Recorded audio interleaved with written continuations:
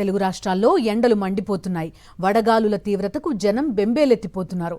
వానలు ఎప్పుడొస్తాయో, ఋతుపవనాలు ఎప్పుడు విస్తరిస్తాయోనని ప్రజలు ఆశగా ఎదురుచూస్తున్నారు. ప్రజలకు వాతావరణ శాఖ చల్లని కబురు చెప్పింది.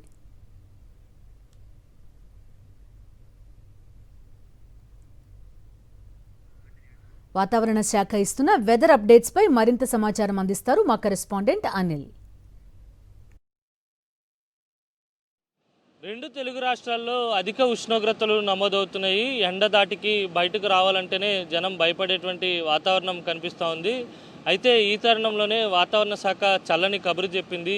ఇక నుంచి ఉష్ణోగ్రతలు కాస్త తగ్గుముఖం పట్టేటువంటి సూచనలు ఉన్నాయని, సాధారణ ఉష్ణోగ్రతలు నమోదయ్యేటువంటి అవకాశం కనిపిస్తుందని ఐఎండీ అంచనా వేస్తుంది. మరోవైపు 2 రోజుల పాటు ఏపీలో ఉన్నటువంటి ఉత్తర కోస్తా, దక్షిణ కోస్తా జిల్లాలతో పాటు రాయలసీమలోని 1-2 జిల్లాల్లో, సత్యసాయి, అన్నమయ్య, చిత్తూరు జిల్లాల్లో 1-2 చోట్ల భారీ వర్షపాతం నమోదయ్యేటువంటి సూచనలు కూడా కనిపిస్తున్నాయి. దక్షిణ కోస్తాలో ఉన్నటువంటి బాపట్ల, పల్నాడు, గుంటూరు, కృష్ణా, ఎన్టీఆర్ జిల్లాలతో పాటు ఉత్తర కోస్తాలో ఉన్నటువంటి ఏలూరు, దక్షిణ కోస్తా జిల్లాల్లో కూడా 1-2 చోట్ల అక్కడక్కడ భారీ వర్షం కురిసేటువంటి సూచనలు కనిపిస్తున్నాయి. ముఖ్యంగా ఈదురుగాలుల తీవ్రత కూడా ఉంటుందని ఐఎండీ అంచనా వేస్తుంది.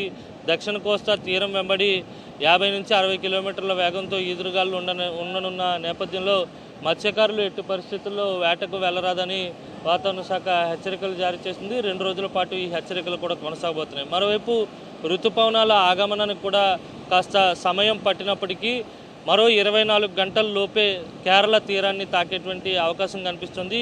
కేరళ ప్రధాన భూభాగంలోకి ప్రవేశించేటువంటి సూచనలు కూడా ఉన్నాయని ఐఎండీ అంచనా వేస్తుంది.